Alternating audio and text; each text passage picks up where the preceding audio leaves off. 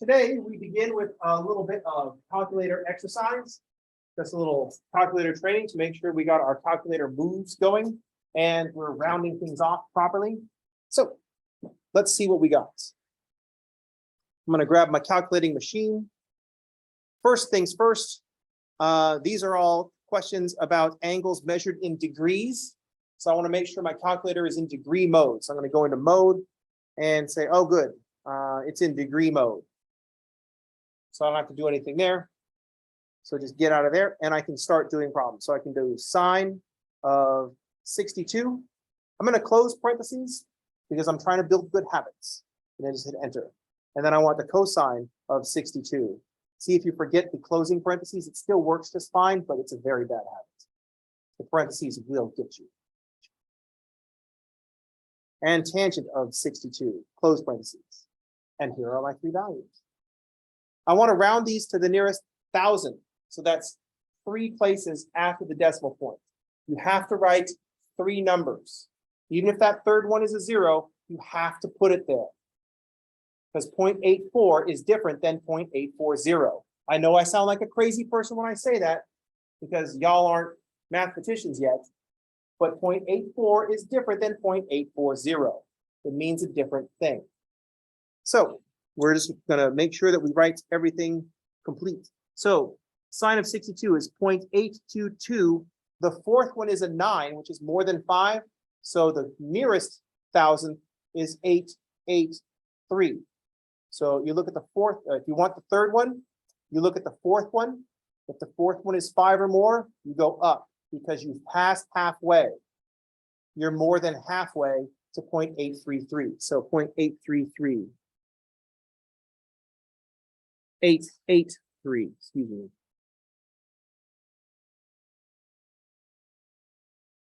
We're trying to decide between 0.822 and 0.882 and 883. That's the next 1,000. The 9 says we're closer to 883 than we are to 882. We're more than 90% of the way there. For cosine of 62, we have 0.469. The fourth digit is a 4, which means we have not reached halfway. So we're going to go back to where we came from, 0.469.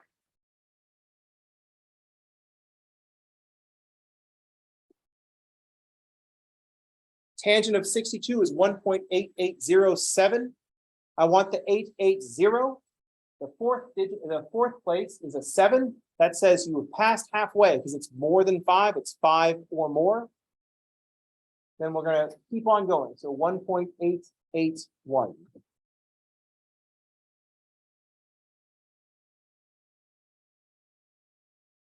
Any questions? How are we doing so far? Are we all 3 for 3? The decimal places matter. So if you put 1.880, you are not okay. 1.881.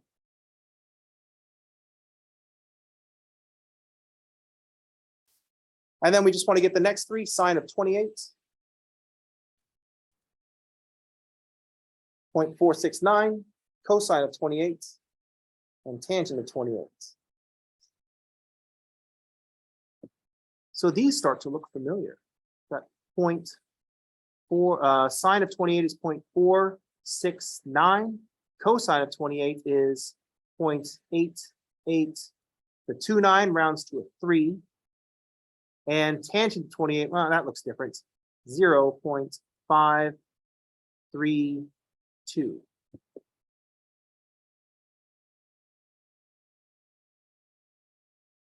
We all 6 for 6. How are we doing? We have calculator maneuvers down.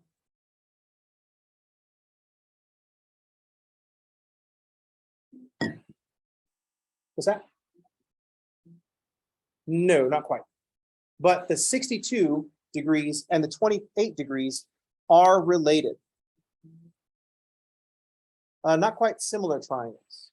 How's that 62 and the 28? How are those two angles related? What's that? These angles are complementary. So the 62 and the 28 could be the two acute angles in a right triangle. Because if we have a right triangle, one angle is 90 degrees, and then the other two angles will be complementary. So if you got these values and it looked like the sine and the cosine switched and that made you suspicious, you should be suspicious that there is something going on. Is there something weird going on here? It's not weird. I planned it this way. The 62 and the 28 will both be our complementary angles, which means I could put them both into a right triangle. Let's draw our picture of that triangle.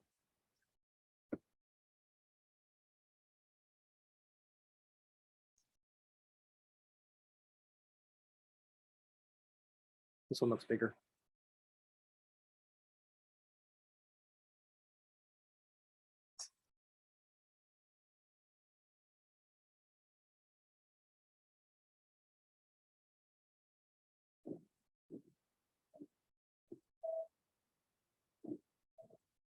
There's an L.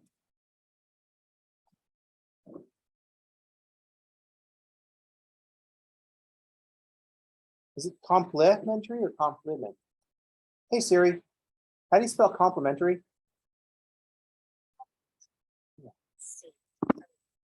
Okay, I got it. I read it. It's fine. That looks wrong too, but that's just because it's one of those. So the 62 and 28 are complementary. They add up to 90. So I could stick them in a triangle.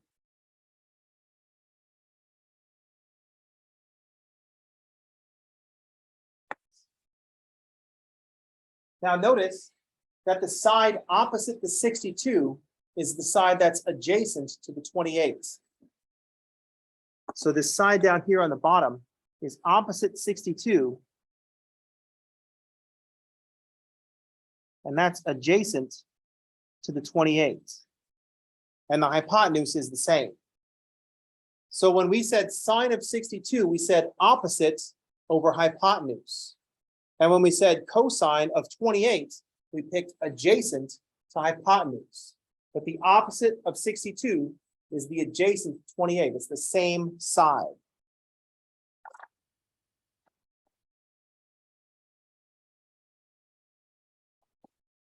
Similarly, this vertical leg is opposite the 28.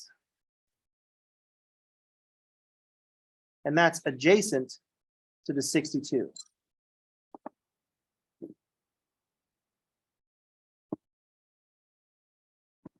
Opposite the 28 is adjacent to 62. So when I grab that value, I used it in the cosine of 62 and the sine of 28.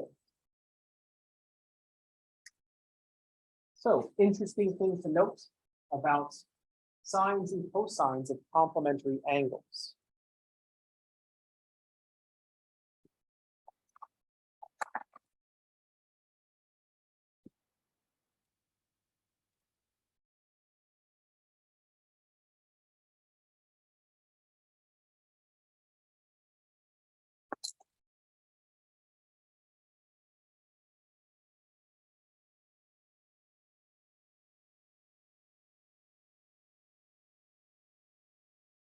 Question.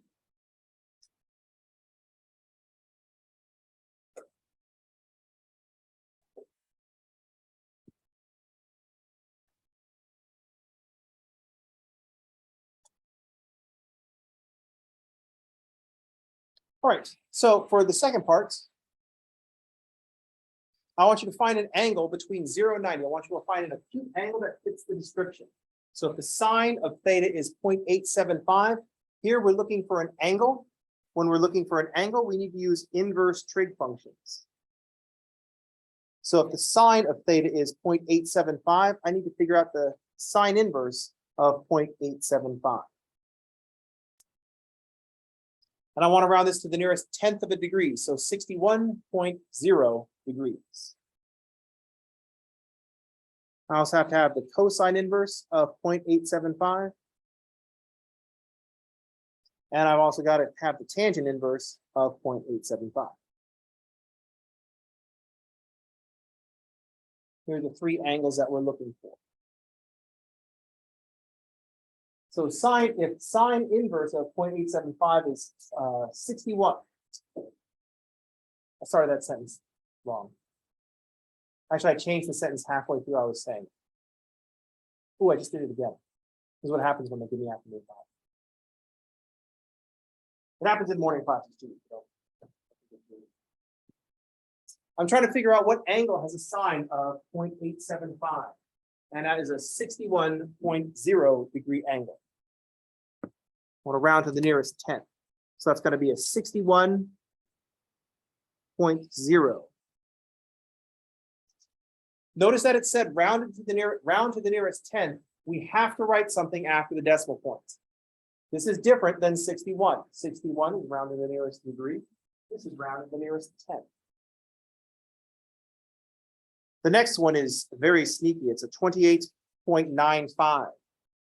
28.9, but then the next digit is a 5, which means we are halfway, more than halfway to the next 10th. The next 10 is 29.0.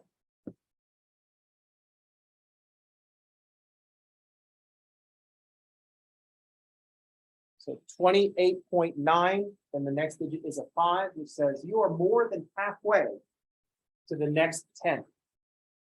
So the next 10th is 29.0. And in tangent inverse,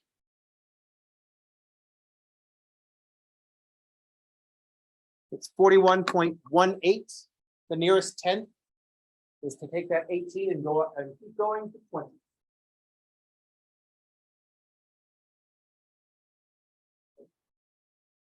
Any questions?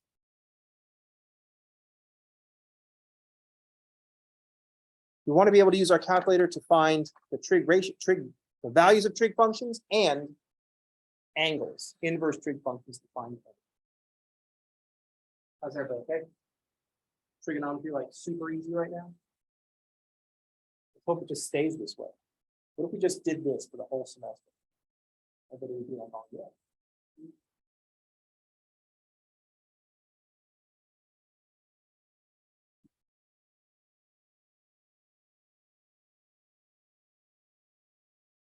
Any questions?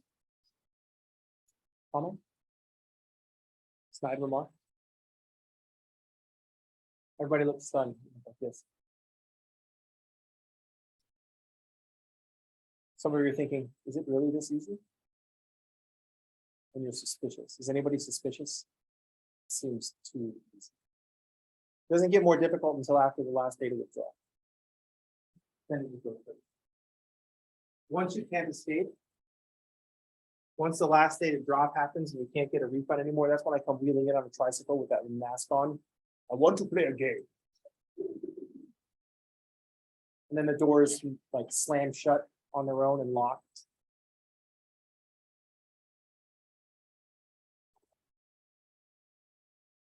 And these super janky locks all of a sudden tighten up.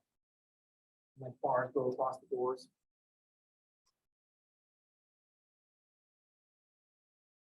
I'm just kidding.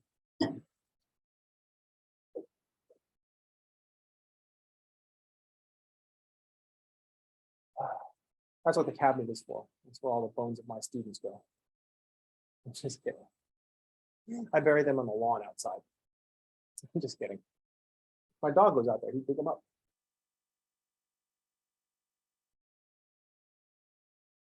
Which I learned from experience. I'm just kidding. I saw that one coming. I'll put them somewhere else. Just kidding. I've never murdered any of my students. That anyone can do. Just kidding. It can easily be proven, but just no one's done it yet. I'm just kidding. There's nothing to prove. It's fine. It's just a math class. And now everybody's like, oh, whoa, that's worse. All right. So there is another thing that I want to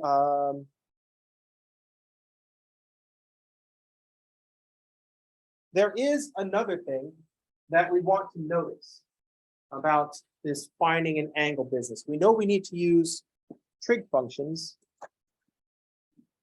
or inverse trig functions to find angles.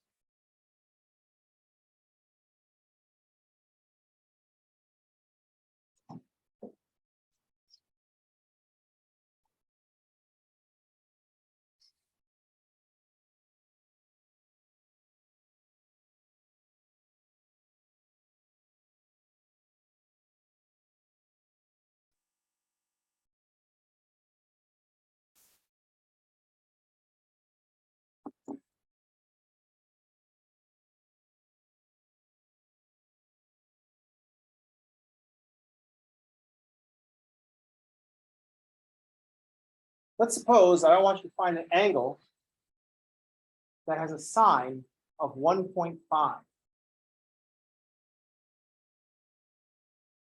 We know how to do this. We just grab our calculating machines and say, hey, calculator, what is the sine inverse of 1.5? And the calculator gives us an error, a domain error. And it says the value entered is not allowed in the function for commit. We're not allowed to put 1.5 in the sine inverse function. In this case, we have a domain error. This means this angle theta is undefined. That's how we can respond to this. Theta is undefined.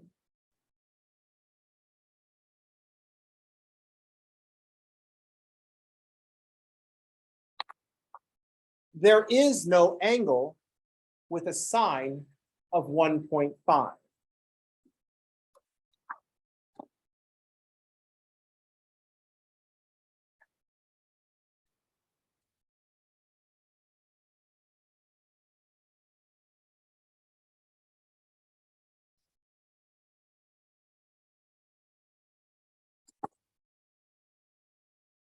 There is no angle with a sine of 1.5.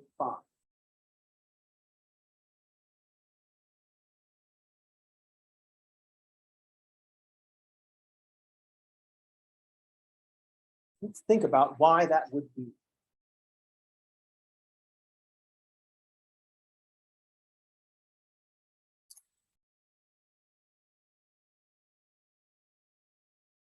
Why is that the case? Why can we not have an angle with a sine of 1.5? Yes. I'm sorry, say that again.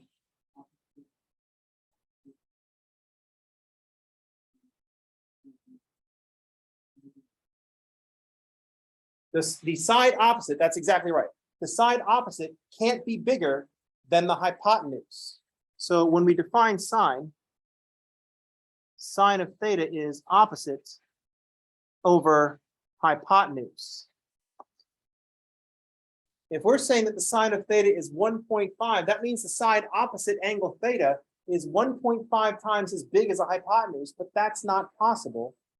The hypotenuse has to be the biggest side in a right triangle. Hypotenuse is always biggest. It's the biggest side because it'll be opposite the biggest angle.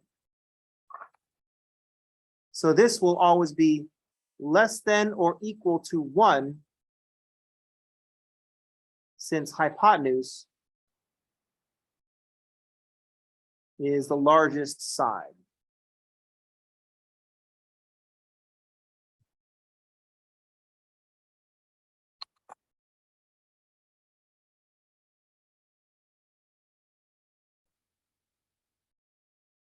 The same is true with cosine.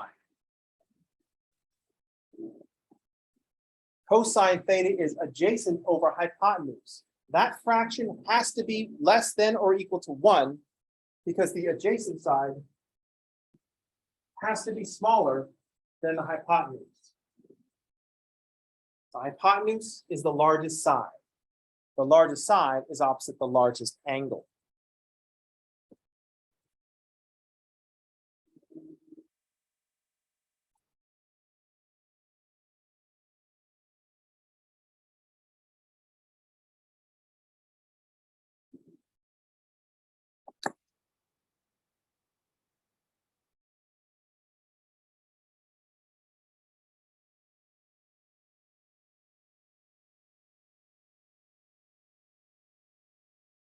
And once we've used up 90 degrees to make the right angle, we've only got 90 degrees left to split between the two other angles in the triangle.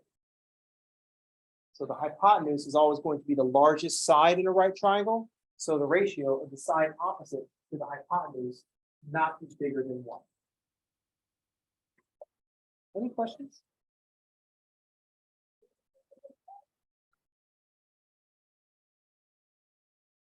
How's everybody okay?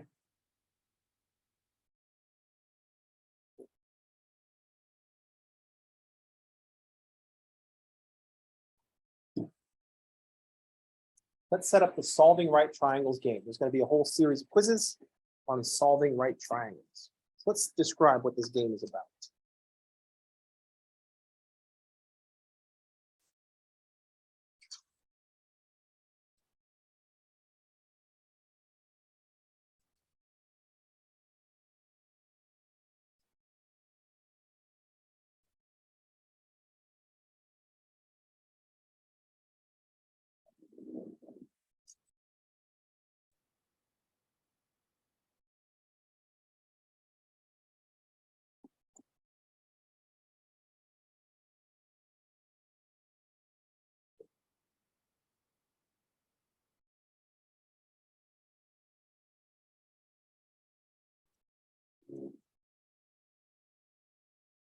Solving triangle game works like this.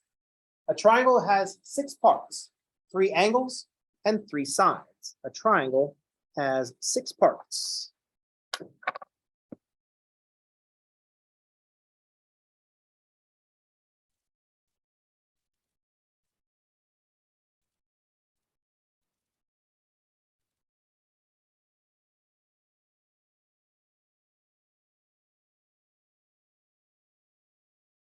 Three sides and 3 angles.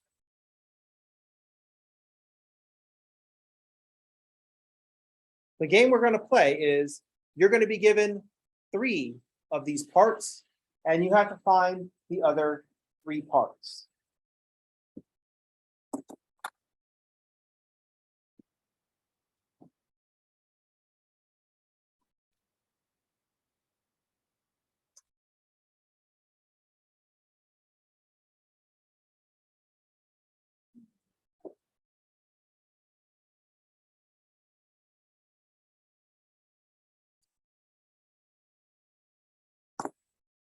So the game works like this. Given 3 parts, find the other 3 parts.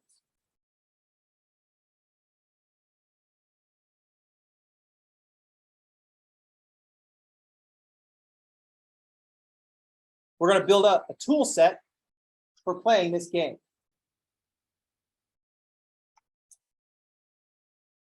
The first tool that we have in the toolbox for the solving triangles game is that the sum of the angles in a triangle is 180 degrees. That's our first tool.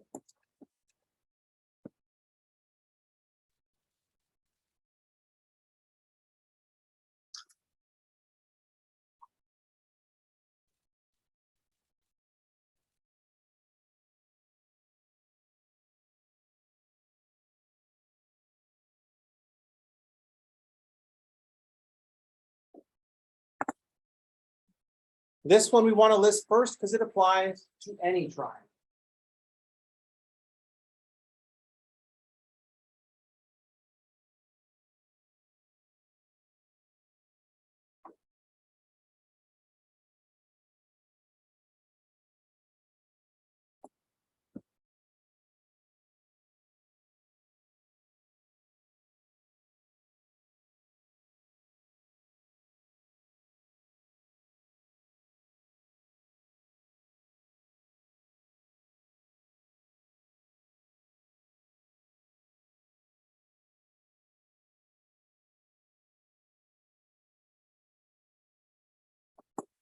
That rule is always in effect, even for this non-right triangle that we've drawn.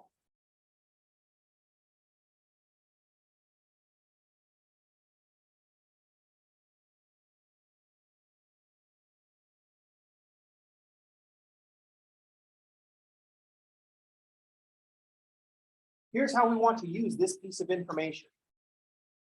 As soon as we know 2 angles in the triangle, subtract to find the 3rd angle. This is what we should always do. As soon as we know 2 angles, subtract to find the 3rd.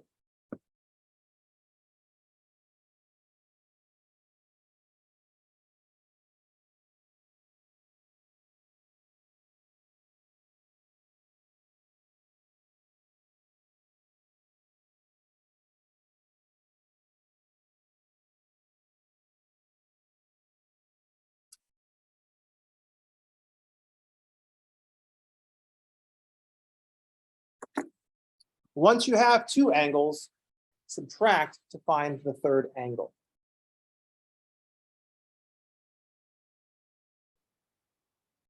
It's going to be the easiest piece of information you get once you have two angles.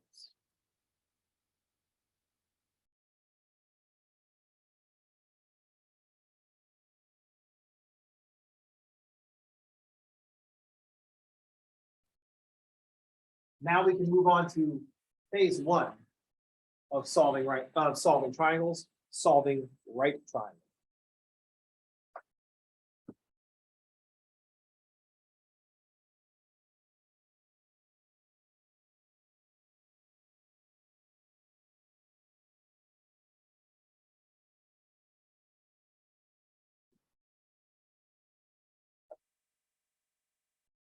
In the solving right triangles game, one of the parts you're given is a right angle.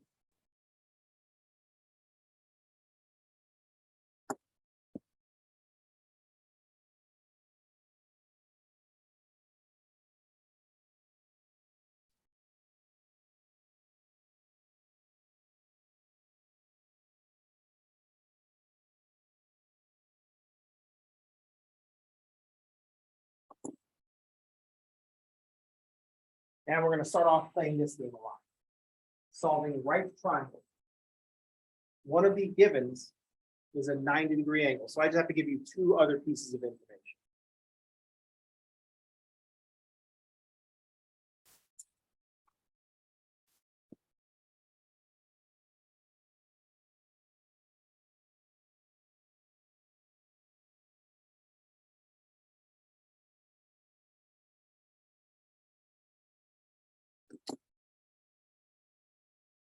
That is, I've given you a 90-degree angle and two other parts.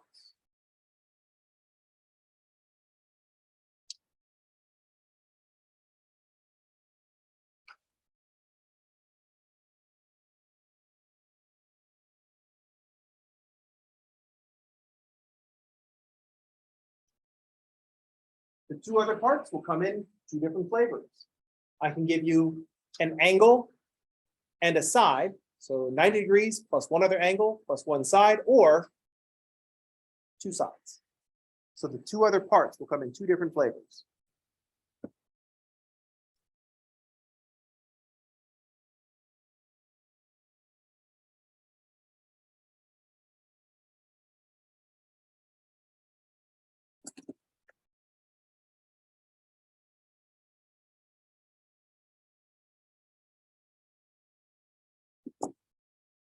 I'll either give you one side and one angle or two sides.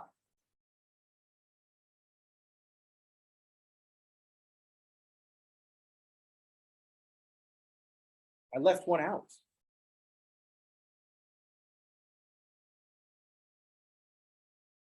What did I leave out? And why did I leave that out? Is that? No, that could be one of the sides. So the hypotenuse counts as one of the sides. So I could give you a hypotenuse and an angle, or I can give you one of the legs and an angle, and those would both be in that same category. The one that I left out is two angles. It doesn't help to just know three angles in a triangle. I can't figure out what the sides are.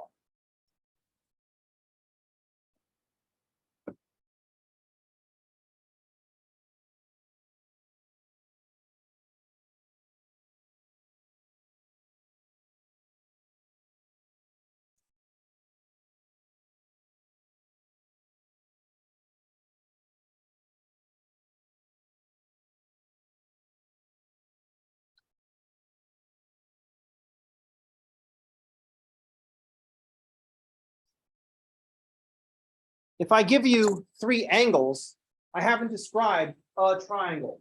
I've described an infinite number of triangles that are all similar. So there's no way to get an idea of how big they are. So we don't want to play that game. We could figure out the ratios of the sides, but I want to play the game where we come out with definite one triangle that we're describing, figure out the one triangle. So we're not going to worry about the case where I give you three angles. Because that's just going to be a bunch of similar triangles.